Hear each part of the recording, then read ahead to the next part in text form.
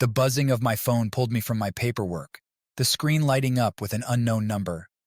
Curious, I swiped it open, only to be greeted with a series of text messages that made my blood run cold. Your wife is cheating on you with a man named Mark. Check her phone if you don't believe me. My heart pounded as I read and reread the message, the world around me fading into a blur. I knew I had to get to the bottom of this, but I needed proof.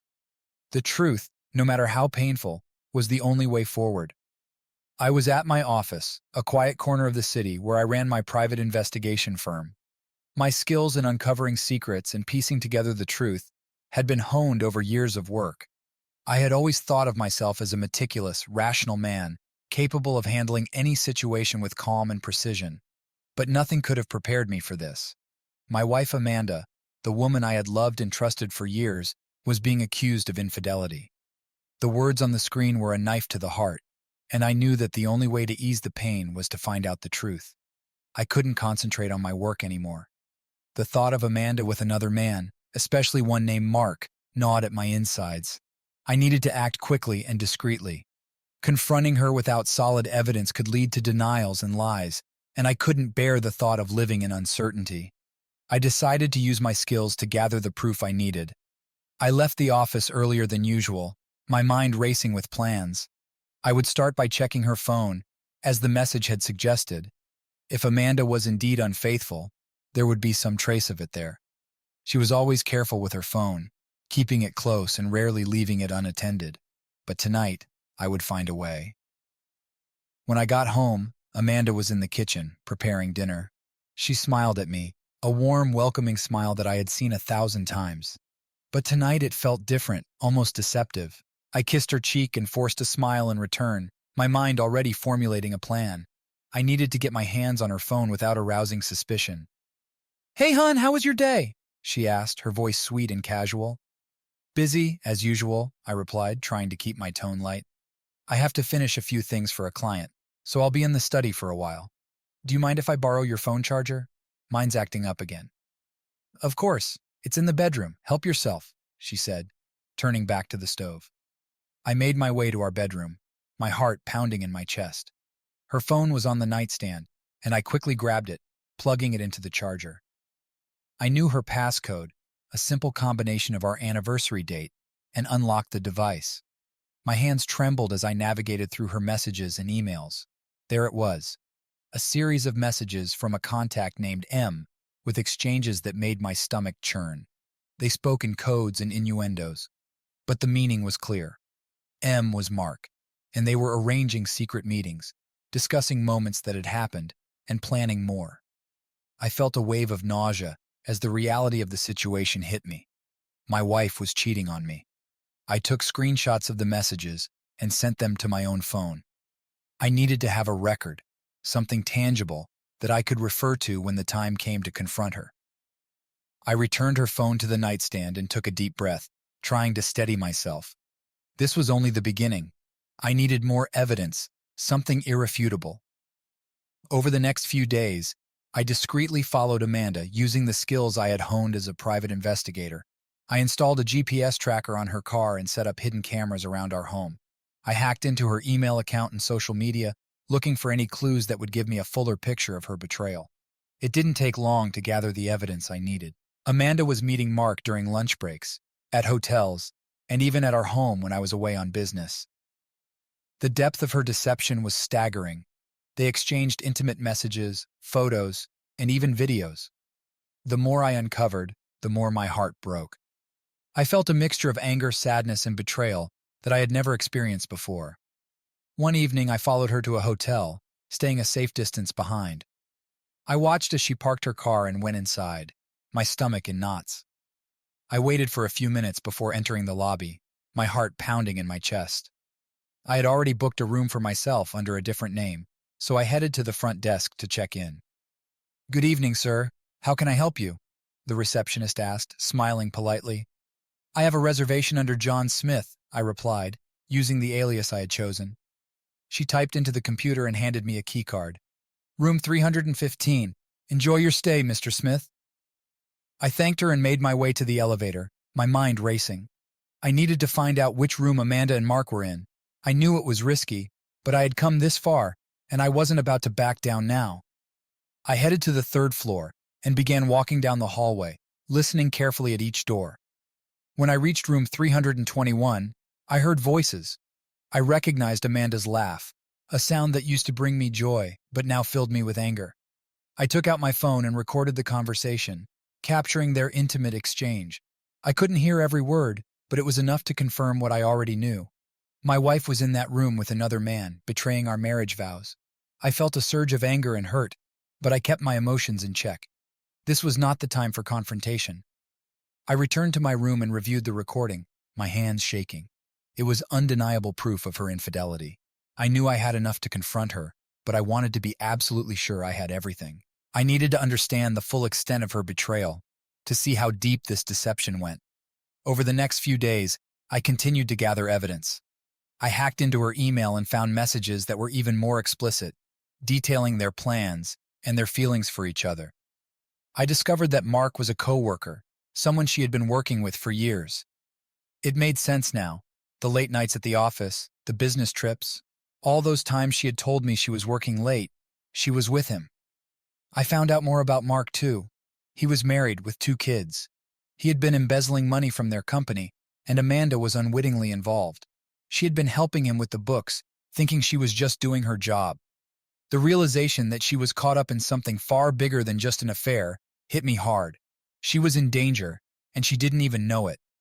With all the evidence I had gathered, I decided it was time to confront her.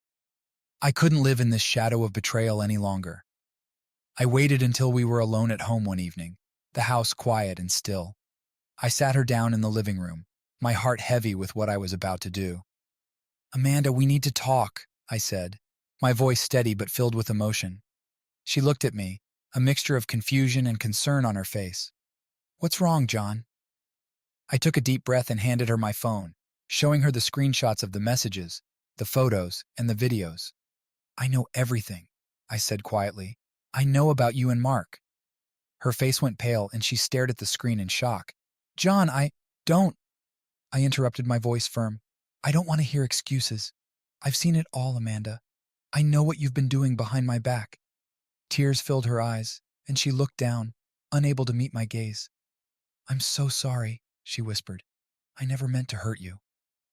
"But you did," I replied, my voice breaking. "You betrayed me, Amanda. You lied to me over and over again." She sobbed, her shoulders shaking. "I don't know what to say. I'm so sorry." I stood up, feeling a mixture of anger and sadness. "I need some time to think," I said, turning away from her. "I don't know what's going to happen, but I need to figure things out." I left the house and drove to a nearby park, sitting on a bench and staring at the sky. The pain of her betrayal was overwhelming, but I knew I needed to stay strong. This was only the beginning. I had to protect myself and make sure she faced the consequences of her actions. Karma was already at work, and it was only a matter of time before it caught up with her. The days that followed Amanda's confession were a blur of conflicting emotions and relentless determination. I oscillated between anger, sadness, and numbing disbelief. Yet amidst the turmoil, a part of me remained focused and resolute. I needed to gather more evidence, enough to ensure that Amanda could not deny or escape the consequences of her betrayal. After our confrontation, Amanda had retreated into herself, her guilt palpable in every interaction. She tried to apologize repeatedly, but I kept my distance, needing space to process everything. Inside, I wrestled with the shattered pieces of our marriage, trying to make sense of how we had ended up here. Meanwhile, I continued my private investigation discreetly, using every tool at my disposal to uncover the full extent of Amanda's affair and her unwitting involvement in Mark's illegal activities. The GPS tracker on her car provided valuable information about her movements, confirming suspicious patterns and documenting her frequent visits to places I had never known she went to before. One afternoon, I followed Amanda to a nondescript office building downtown. I parked a few blocks away and watched from a distance as she entered the building. My heart raced with a mixture of anxiety and determination. I needed to find out what she was doing there. Disguised in a pair of sunglasses and a baseball cap, I walked into the building and discreetly made my way to the third floor, where Amanda had disappeared moments earlier. The hallway was quiet, with doors lining both sides. I listened carefully for any signs of activity, my senses on high alert. I found a door slightly ajar, marked with the name of a company I didn't recognize.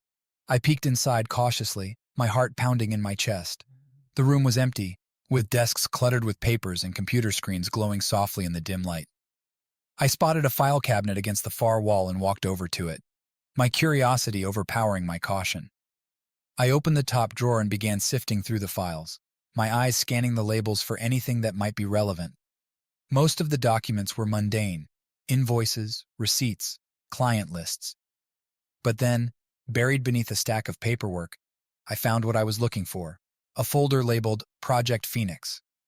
I pulled out the folder and flipped it open, my heart skipping a beat as I read the contents. It was a detailed plan outlining an elaborate scheme to embezzle funds from the company, diverting them into offshore accounts controlled by Mark and his accomplices.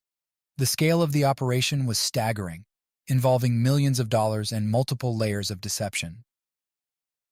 As I continued to read, I found emails exchanged between Amanda and Mark, discussing their roles in the scheme and coordinating their efforts to cover their tracks. Amanda's involvement was clear. She had been complicit in the embezzlement, believing herself to be helping Mark with legitimate financial tasks. I took photos of the documents with my phone, ensuring that I had evidence of Amanda's direct involvement in the illegal activities. This discovery was more than just proof of her affair. It was a revelation of her unwitting entanglement in a criminal enterprise. The weight of it all pressed down on me, the lines between victim and perpetrator blurring in my mind. Leaving the office building, I felt a mix of vindication and despair. Amanda's betrayal ran deeper than I had ever imagined, entangling her in a web of deceit and crime that threatened not only our marriage but her freedom as well. I knew that I had to confront her with this new evidence, to force her to face the consequences of her actions. That evening, I waited for Amanda to come home, my mind racing with the words I would say. When she finally walked through the door, her face pale, and her eyes filled with apprehension, I knew that the time for secrets was over. "Amanda, we need to talk," I said quietly, my voice steady despite the storm of emotions inside me. She looked at me, her expression a mixture of fear and resignation. "What is it, John?" I took a deep breath and held up the folder I had found earlier. "I know about Project Phoenix," I said, my voice firm. "I know about the embezzlement, Amanda, and I know that you've been involved." Her eyes widened in shock, and she took a step back, her hands trembling. "How did you find out?" "It doesn't matter," I replied, my tone unwavering. "What matters is that you've been lying to me, deceiving me this entire time." Tears filled her eyes, and she sank down onto the couch, her head in her hands. "I didn't mean for any of this to happen," she whispered hoarsely. "I never thought it would go this far." "How far did you think it would go, Amanda?" I asked bitterly. "Did you think you could just betray me and get away with it?" She looked up at me, her face streaked with tears. "No, I didn't. I never wanted to hurt you." "Hurt me?" I scoffed, the anger bubbling to the surface. "You've destroyed everything we had, Amanda. Our marriage, our trust, it's all gone." She sobbed openly now, her shoulders shaking with each breath. "I know," she admitted, her voice barely audible. "I know I messed up. But please, John, I love you. I never stopped loving you." I felt a pang of guilt at her words, a flicker of the love we had once shared. But it was overshadowed by the betrayal, the lies that had torn us apart. The days that followed my confrontation with Amanda were filled with a tense silence between us. The weight of her betrayal hung heavy in the air, casting a shadow over everything we did. Despite her tearful apologies and desperate pleas for forgiveness, I remained distant, unable to trust or fully comprehend the magnitude of her actions. Amanda's involvement in the embezzlement scheme, codenamed Project Phoenix, was a revelation that shook me to the core. I struggled to reconcile the woman I had loved with the person who had willingly participated in criminal activities. The evidence I had gathered was damning, painting a picture of deception and betrayal that went far beyond infidelity. One evening, as we sat in the living room, the tension between us finally reached its breaking point. Amanda had been trying to talk to me about our relationship, about how we could move forward and rebuild what we had lost, but I couldn't bring myself to listen. The wounds were too fresh, the betrayal too deep. "I don't know if we can fix this, Amanda," I finally said, my voice heavy with resignation. She looked at me, her eyes pleading. "Please, John, I know I made a mistake, a huge mistake, but I love you. I want to make things right." "How can you make this right?" I asked bitterly. "You lied to me, Amanda. You deceived me in the worst possible way." She reached out to touch my hand, but I pulled away, unable to bear her touch. "I never meant to hurt you," she whispered, her voice breaking. "I never thought it would come to this, but it did," I replied, my voice cold, "and now we have to deal with the consequences." The silence that followed was deafening, filled with the weight of everything left unsaid. I knew that our marriage was hanging by a thread, held together only by the remnants of love and shattered trust. Part of me wanted to walk away, to leave Amanda and the pain behind. But another part couldn't let go, couldn't accept that our life together had been built on lies. Days turned into weeks as we navigated the aftermath of Amanda's betrayal. I consulted with lawyers, considering my options and the implications of her involvement in the embezzlement scheme. Meanwhile, Amanda sought therapy, desperate to understand how she had allowed herself to become entangled in such a destructive path. One evening, I received a call from Amanda's therapist, Dr. Roberts. He wanted to speak with me about Amanda's progress and discuss the possibility of reconciliation. Reluctantly, I agreed to meet with him at his office the following day. Dr. Roberts' office was warm and inviting, a stark contrast to the turmoil that had consumed my life in recent weeks. He greeted me with a sympathetic smile and gestured for me to take a seat. "John, thank you for coming," he began, his tone gentle yet direct. "I've been working with Amanda for the past few weeks, and I believe she's making progress. She's grappling with a lot of guilt and shame over her actions." I nodded, my mind still clouded with anger and confusion. "I don't know if I can forgive her," I admitted hoarsely. "What she did, it's unforgivable." Dr. Roberts nodded understandingly. "Betrayal is a deep wound, John. It takes time to heal, for both parties involved." "I just don't know if I can trust her again," I replied honestly. "How do I know she won't do this again?" "It's a valid concern," Dr. Roberts acknowledged. "Rebuilding trust will be a long and challenging process. It will require honesty, transparency, and a commitment to change from both of you." I sighed heavily, feeling the weight of our shattered marriage pressing down on me. "I don't know if I have it in me," I confessed, "to forgive her, to move forward." Dr. Roberts leaned forward slightly, his expression compassionate. "John, forgiveness doesn't mean forgetting or excusing what happened. It's about letting go of the anger and resentment that's holding you back." I considered his words carefully, grappling with my own conflicting emotions. Could I find it in myself to forgive Amanda, to give our marriage another chance, or was it already too late for us? As I left Dr. Roberts' office that day, I felt more lost than ever. The path forward seemed uncertain, shrouded in doubt and pain. Amanda's betrayal had shattered our lives, leaving us both adrift in a sea of regret and remorse. The days following my meeting with Dr. Roberts were a whirlwind of emotions and uncertainty. I was caught between the desire to move on and the faint hope of rebuilding what Amanda and I once had. However, everything took an unexpected turn when I stumbled upon a new piece of evidence that would change the course of our lives forever. One evening, as I was reviewing the documents and recordings I had collected, a name caught my attention: Jackson Weaver.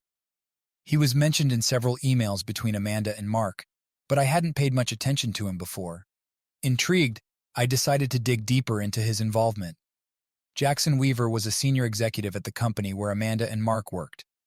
From the emails, it was clear that he was a significant player in Project Phoenix, but the extent of his involvement was still unclear. I decided to pay him a visit at his office, hoping to uncover more about the scheme and Amanda's role in it. Disguised once again, I made my way to the company's headquarters, blending in with the busy crowd of employees and visitors. I approached the receptionist with a confident smile. "Good afternoon," I said. "I'm here to see Mr. Jackson Weaver. I have an appointment." The receptionist checked her computer and nodded. "Mr. Weaver's office is on the 15th floor, room 1508. Please take the elevator on your right." I thanked her and headed to the elevator, my heart pounding with anticipation. When I reached the 15th floor, I found room 1508 and knocked on the door. A few moments later, a tall, well-dressed man in his 50s opened the door. His sharp features and piercing blue eyes gave him an air of authority. "Mr. Weaver?" I asked, extending my hand. "I'm John Matthews. I'd like to discuss a matter of great importance with you." He eyed me suspiciously but shook my hand and invited me in. "What is this about, Mr. Matthews?" he asked, closing the door behind us. I took a deep breath, trying to steady my nerves. "It's about Project Phoenix," I said, watching his reaction closely. His eyes widened and he took a step back. "How do you know about that?" "I've been investigating the embezzlement scheme involving Mark and Amanda," I replied. "I know that you're a key player in it." Jackson's expression hardened, and he sat down behind his desk. "You have no idea what you're getting yourself into," he warned. "This is much bigger than you think." I sat across from him, determined to get to the truth. "Then enlighten me," I challenged. "I want to know everything." For a moment, Jackson seemed to weigh his options, his eyes narrowing as he assessed me. Finally, he leaned back in his chair and began to speak. "Project Phoenix is a carefully orchestrated plan to siphon funds from the company's accounts and transfer them to offshore accounts," he explained. "Mark and I devised the scheme, and Amanda was brought in to handle the financial transactions. She didn't know the full extent of what she was involved in." I listened intently, my anger simmering beneath the surface. "Why did you involve her?" I demanded. "Why drag her into this mess?" Jackson sighed, rubbing his temples. "Mark was infatuated with Amanda. He convinced her that they were working on a legitimate project. She trusted him, and he exploited that trust." My heart ached at the thought of Amanda being manipulated by Mark. Despite her betrayal, I couldn't help but feel a pang of sympathy for her. She had been used, her loyalty twisted into a tool for their greed. "What do you want from me, Mr. Matthews?" Jackson asked, his tone weary. "Why are you here?" "I want to bring Mark to justice," I replied firmly, "and I want to protect Amanda from the fallout. She may have been involved, but she was deceived." Jackson studied me for a moment, then nodded slowly. "I can help you with that," he said. "But you'll need more than just my word. We'll need solid evidence to take Mark down and exonerate Amanda." Over the next few days, Jackson and I worked together to gather the necessary evidence. He provided me with documents, emails, and financial records that detailed Mark's role in the embezzlement scheme. We also set up a meeting with the company's legal team to present our findings. The day of the meeting arrived, and I found myself sitting in a conference room with Jackson, the legal team, and the company's CEO, Mr. Harris. The tension in the room was palpable as we laid out the evidence piece by piece.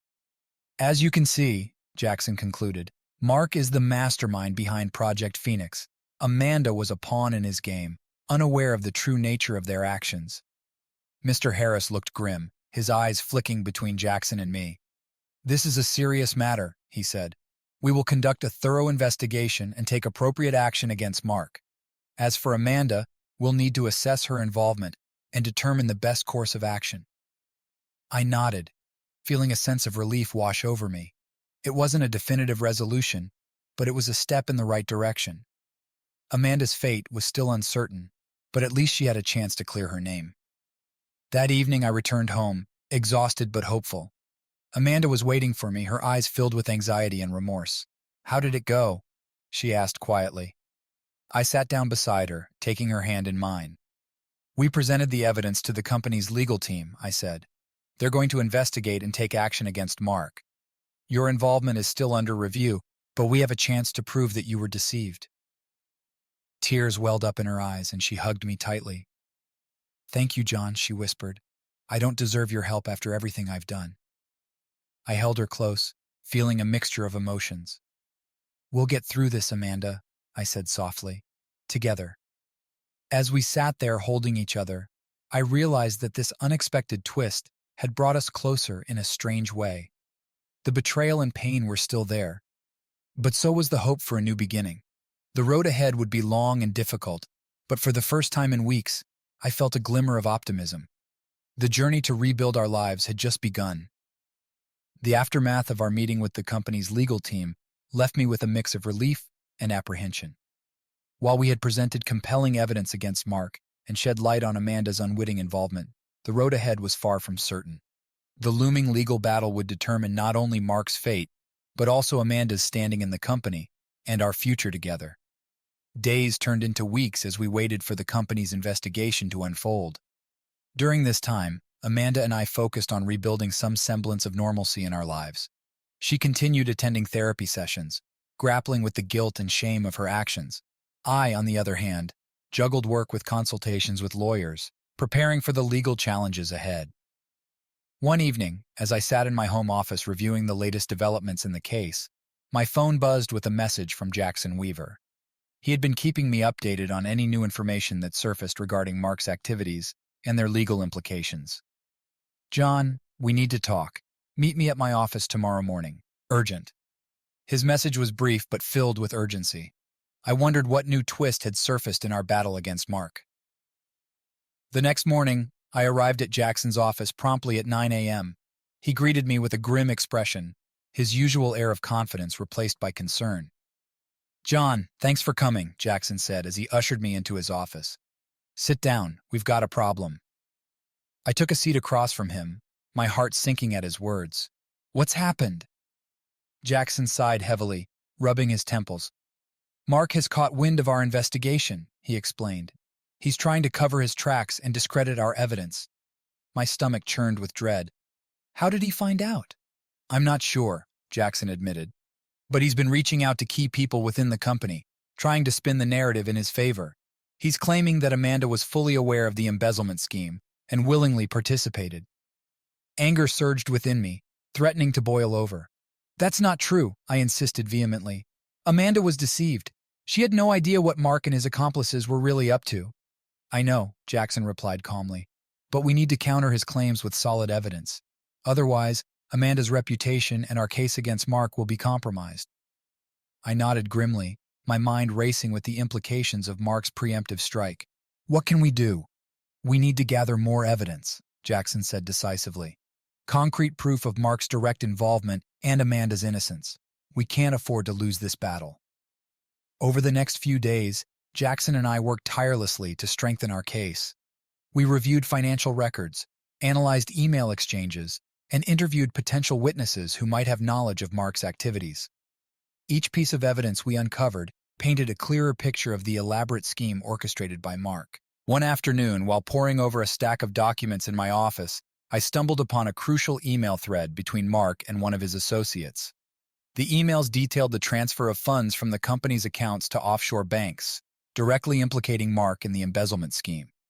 Excited, I called Jackson immediately and arranged to meet him at his office. When I presented the evidence to him, his eyes lit up with a mixture of relief and determination. "This is it, John," Jackson said, his voice tinged with satisfaction. "With this evidence, we can prove Mark's direct involvement beyond a shadow of a doubt." I nodded, feeling a surge of hope amidst the uncertainty. "What's our next move?" "We need to present this evidence to the company's legal team," Jackson replied. "They need to see the full extent of Mark's deception and Amanda's innocence." The following day, armed with the newly discovered evidence, Jackson and I met with the company's legal team once again. This time, we laid out a comprehensive case against Mark, detailing his role in Project Phoenix and the evidence of his criminal activities. "As you can see," Jackson concluded, "Mark orchestrated the embezzlement scheme with full knowledge of its illegality. Amanda was misled into believing she was handling legitimate financial transactions." The room fell silent as the legal team reviewed the evidence, their expressions unreadable. Mr. Harris, the company's CEO, leaned forward, his gaze intense. "This is serious," he said gravely. "If what you're presenting is true, Mark has committed a serious breach of trust and violated company policy." "We have additional witnesses willing to testify," I added, handing over signed affidavits from individuals who had witnessed suspicious interactions between Mark and his associates. Mr. Harris nodded thoughtfully, his brow furrowed in concentration. "We'll need to conduct a thorough investigation based on this new evidence," he said. "If everything checks out, we'll take immediate action against Mark and reassess Amanda's involvement." Relief washed over me, tempered by the knowledge that our battle was far from over. Amanda's future at the company still hung in the balance, and Mark's determination to evade justice posed a formidable challenge.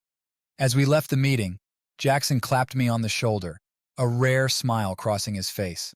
"We're making progress, John," he said. "Mark won't be able to hide forever." I nodded, grateful for Jackson's unwavering support and determination. Together, we had uncovered the truth and set in motion a chain of events that would ultimately determine the fate of everyone involved. That evening, when I returned home, Amanda greeted me with a cautious smile. "How did it go?"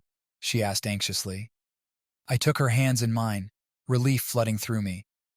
"We presented the evidence," I said softly. "They're conducting an investigation. We're one step closer to clearing your name." Tears welled up in Amanda's eyes, and she buried her face in my chest. "Thank you, John," she whispered. "Thank you for believing in me." I held her close, feeling the weight of our shared ordeal beginning to lift. The road ahead would still be fraught with challenges, but for the first time in weeks, I allowed myself to hope that we might emerge from this trial stronger than before. As Amanda and I sat together that evening, I knew that our fight for justice and redemption was far from over. But with each step forward, we were closer to uncovering the truth and reclaiming our lives from the shadows of deceit and betrayal. The investigation into Mark's activities progressed rapidly. With the mounting evidence against him and the witnesses ready to testify, it felt like justice was finally within reach. Amanda and I clung to the hope that the truth would prevail and she would be exonerated. But we knew that Mark wouldn't go down without a fight. A week before the company's board was set to convene and decide on the next steps, I received an unexpected phone call from Jackson. His voice was tense, filled with urgency. "John, we need to meet. Now. It's about Mark." We arranged to meet at a small cafe on the outskirts of town. When I arrived, Jackson was already there, nursing a cup of coffee, his expression grave. "What's happened?" I asked, sitting down across from him. "Mark's making a last-ditch effort to discredit us," Jackson said. "He's hired a team of high-powered lawyers and is trying to spin the narrative that he's the victim of a conspiracy orchestrated by us." My heart sank at the news. "What can we do?" Jackson leaned forward, his eyes sharp with determination. "We have one final card to play. I've been in contact with an insider who has critical information about Mark's offshore accounts and the extent of his embezzlement. This insider is willing to testify, but we need to ensure their safety and anonymity." "Who is this insider?" I asked, curiosity piqued. Jackson hesitated for a moment before replying. "It's Mark's assistant, Claire. She's been privy to his dealings and has kept detailed records of his transactions. She's willing to come forward, but she's afraid of the repercussions." I nodded, understanding the gravity of the situation. "We need to protect her. If she testifies, it could be the nail in Mark's coffin." Jackson and I spent the next few days coordinating with Claire, arranging for her protection, and preparing her for the testimony. The legal team was informed, and a secure meeting was scheduled to record her statement. The day of Claire's testimony arrived, and tension hung heavy in the air. We gathered in a secure conference room at the company's headquarters. Claire was visibly nervous but determined. She clutched a folder containing the incriminating evidence as if it were a lifeline. "Thank you for doing this, Claire," I said gently, trying to reassure her. She nodded, taking a deep breath. "It's the right thing to do. Mark has to be stopped." With the legal team present, Claire began to recount her experiences working with Mark. She described in detail how he had manipulated the company's finances, transferring large sums of money to offshore accounts and fabricating documents to cover his tracks. She handed over the folder, which contained damning evidence of his crimes. "This is everything I have," Claire concluded, her voice steady despite her nerves. "Mark is guilty of embezzlement and fraud. He used Amanda as a pawn, just as he used me." The legal team reviewed the evidence, their expressions growing more serious with each passing minute. Finally, Mr. Harris, the company's CEO, looked up and addressed the room. "This evidence is irrefutable," he said. "Mark Davis has committed egregious violations of our company's policies and the law. We will take immediate action to hold him accountable and clear Amanda's name." A sense of relief washed over me, but I knew that the battle wasn't over yet. We still had to confront Mark and ensure that he faced the consequences of his actions. That evening, as Amanda and I sat together in our living room, the phone rang. It was Jackson. "John, we've got him," Jackson said, his voice triumphant. "Mark has been arrested." The evidence was overwhelming and he had no choice but to confess. I relayed the news to Amanda, and for the first time in weeks, she smiled, a genuine heartfelt smile. "It's over," she whispered, tears of relief streaming down her face. "It's finally over." The next few days were a whirlwind of activity. Mark's arrest made headlines, and the company issued a statement clearing Amanda of any wrongdoing. She was reinstated to her position, and her reputation was restored. As the dust settled, Amanda and I began to rebuild our lives. The scars of betrayal and deception would take time to heal, but we were committed to moving forward together. The ordeal had tested us in ways we could never have imagined, but it had also strengthened our bond and renewed our faith in each other. One evening, as we sat on our porch watching the sunset, Amanda took my hand in hers. "Thank you, John," she said softly, "for standing by me, for believing in me." I squeezed her hand, feeling a sense of peace and contentment that had eluded us for so long. "We got through this together," I replied, "and we'll continue to face whatever comes our way, side by side." As the sky turned shades of pink and orange, I knew that our journey was far from over. But for the first time in a long while, I felt hopeful about the future. We had faced the darkness and emerged stronger, ready to embrace whatever challenges lay ahead. Months later, Amanda and I decided to take a trip to the mountains to celebrate our newfound peace and the strength of our relationship. As we hiked through the serene trails, the fresh air filled with the scent of pine, we reflected on the journey that had brought us here. Each step forward was a testament to our resilience and the power of forgiveness. One evening by the campfire, Amanda looked at me, her eyes shimmering with the firelight. "We've come a long way, haven't we?" I nodded, smiling. "We have, and we'll keep moving forward together." Our story, marked by betrayal, redemption, and love, had many more chapters to be written. As the stars twinkled above us, I knew that whatever challenges lay ahead, we would face them united, with hearts full of hope and the strength of our shared journey.